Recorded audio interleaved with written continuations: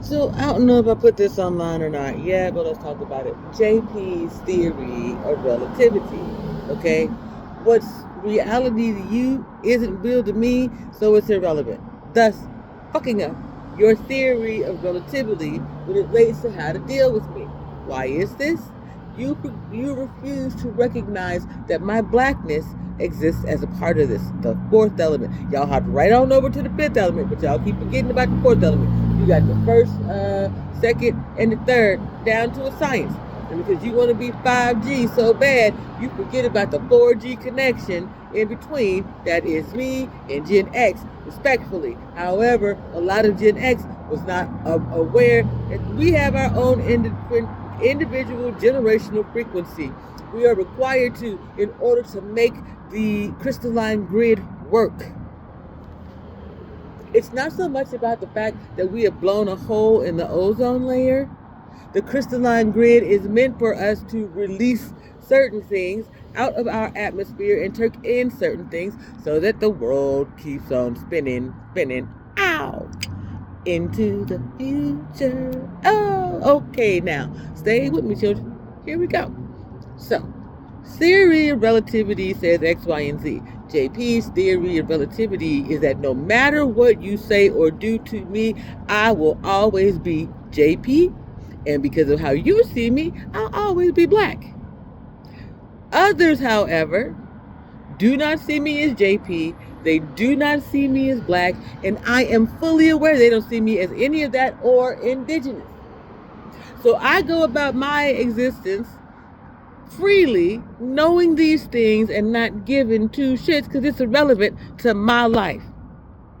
Right? You know how y'all say that you don't vote because it has no relevancy to your life? That could be true because you're so invested in the vote. I, on the other hand, took a different approach.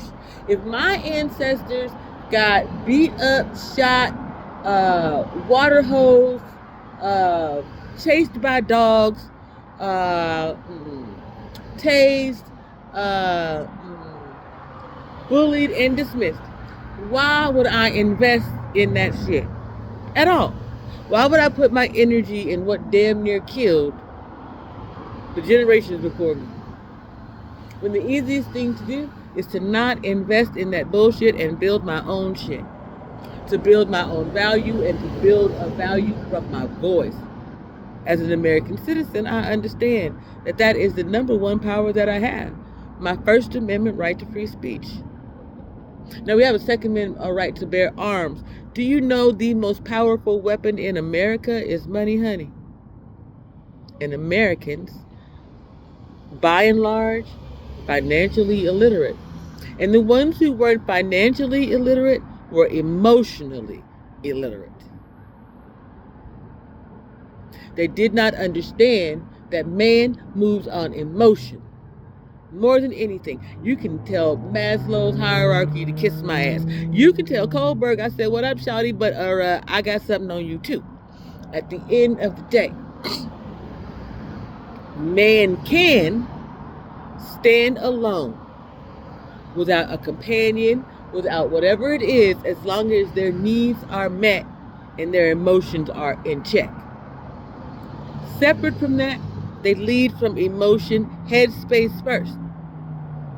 Now, Maslow says one thing about your hierarchy of needs, and so that might be how you move.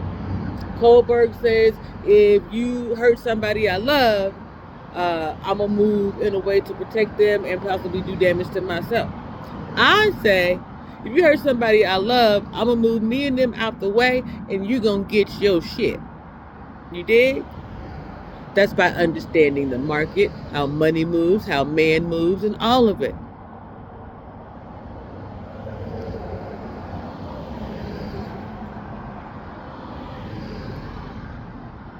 I'm not a financial analyst.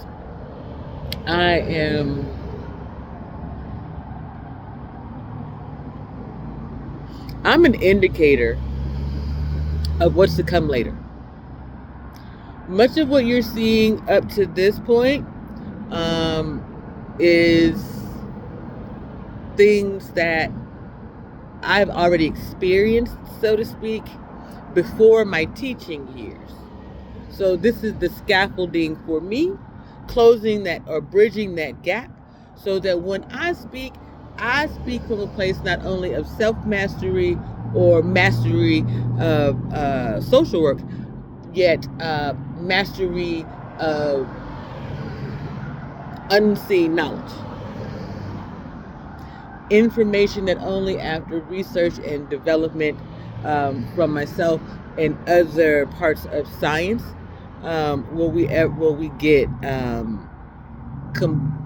complete understanding of what we've already got now formulas for. Right? I speak in formulas. It sounds like code to people who don't have an ear for math. Word problems. I speak in word problems. And when you factor out certain things, there's a formula there. And it sounds a lot like us if I say if you just factor out the words, the letters that don't matter, you get the formula, so to speak, right? But because I'm speaking and I'm not writing, and this is not something that currently exists, it's me speaking it into existence, algorithms and humans picking it up and regurgitating it. It's just, we need to come together on this so that we can manage this, right? I'm not the only black person who has displayed a certain level of brilliance, nor am I the only human being. It's just if you were someone as gifted as me, or gifted at all, what has ever made you feel comfortable letting the world know, so to speak? It's like that. Like every time you go to tell somebody that you got a gift or ability, you get honked at, you get barked at, you get cursed down from on high because how dare you think that you might be smarter than somebody. See? For me, people believe that I hold some type of a jealousy or envious heart where my children are concerned because they've always exhibited a certain level of brilliance. It's just not something. But what I will say is this. That level of brilliance exists because I exist. So why would I ever mistreat, mishandle, and or abuse it? If you knew that you were raising basically a superhero, how would you move? That TV show Raising Kanan, right? So what would you do? Look, it stayed on the bench. That's interesting. But anyway, I understood that. Especially by the time that I got around to my third child. The first two, it took a little bit more awareness on my part. I had to unlearn some of the things that I had learned as a young woman even before my tender age years. Yet I'm a living example to the fact that you don't have to hit back. You don't have to become that which was done to you. And you don't have to become your parents' ancestral wounds, so to speak, and have to deal deal with their consequences. You do have to overcome the things that they taught you that had you moving down the wrong path. What did I say at 9:30? Bro, I am so good. Anyway, that's something for something else.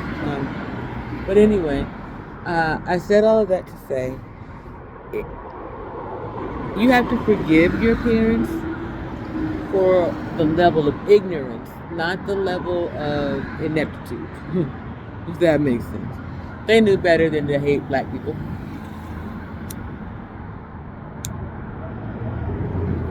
They knew better than to try and enslave us.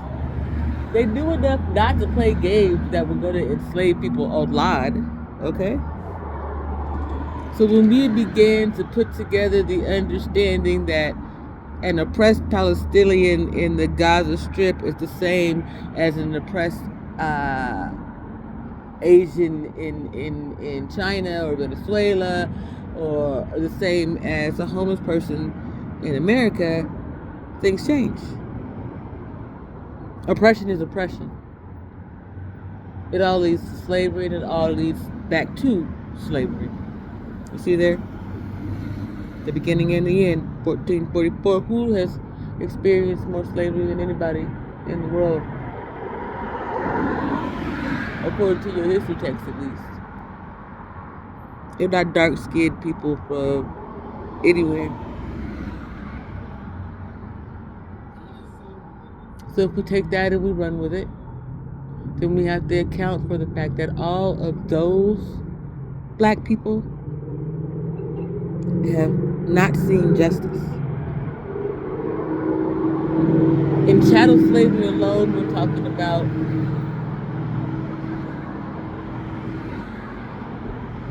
400 to 500 years, approximately.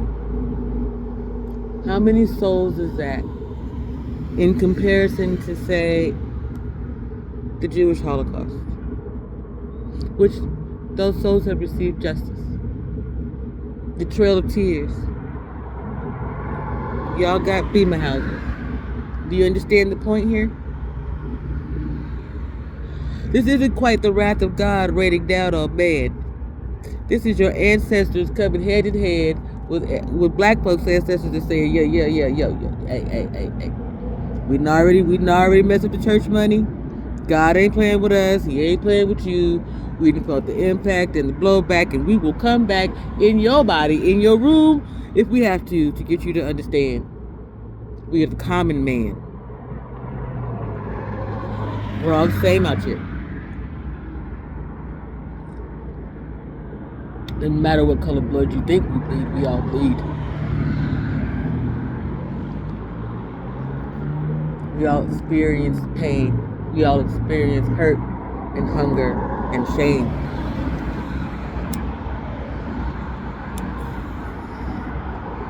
And because of that, we all